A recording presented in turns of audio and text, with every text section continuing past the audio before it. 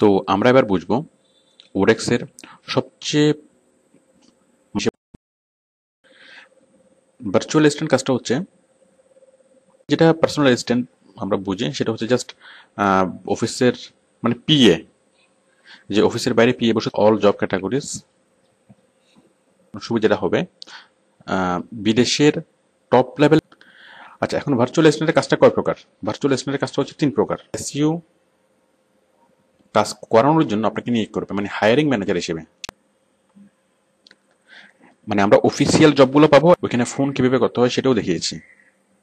তো স্কাইপের মাধ্যমে ফোন করা, এই কাজটা হচ্ছে অ্যাকচুয়ালি মানে, তো এখানে যে জিনিসগুলো, তো ইমেল রাইট করার জন্য আপনার যেটা লাগবে, সেটা হচ্ছে